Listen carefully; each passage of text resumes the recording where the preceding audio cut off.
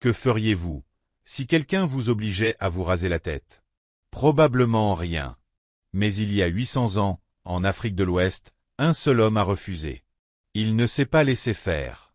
Il n'a pas crié, il n'a pas supplié. Il est parti. Et il est revenu, avec une armée. Son nom? Soumanguru Kanté. Un forgeron. Un rebelle. Un homme dont la légende raconte qu'aucune arme ne pouvait le blesser. L'insulte qui a créé un roi. Dans son village, une vieille tradition obligeait tous les habitants à se raser la tête en signe de respect.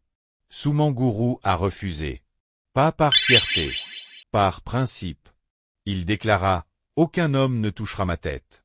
Je suis libre. » On voulut le punir. On le menaça. Alors il prit la route. Mais là où beaucoup auraient fui pour survivre, lui a fui pour revenir et régner.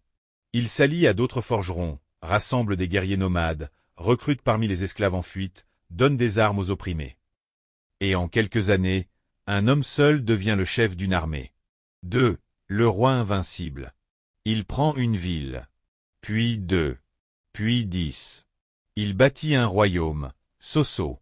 Un royaume craint par tous. Les griots racontent que Soumanguru possédait un pouvoir surnaturel. Ses flèches pouvaient traverser des armures.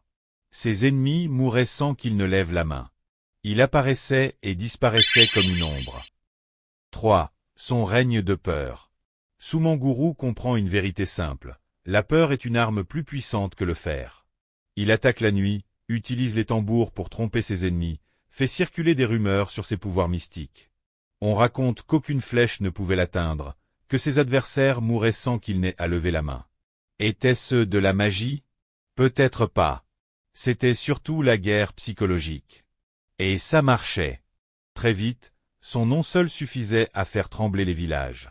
Soumanguru n'était plus seulement un homme, il était devenu une légende vivante, un roi redouté. 4. Le duel contre Soundiata. Mais sa montée en puissance finit par attirer un autre destin. Soundiata Keïta, le futur fondateur de l'Empire du Mali. Deux visions s'affrontent. Soumanguru règne par la peur et la terreur. Soundiata rêve d'un empire d'alliance et d'unité.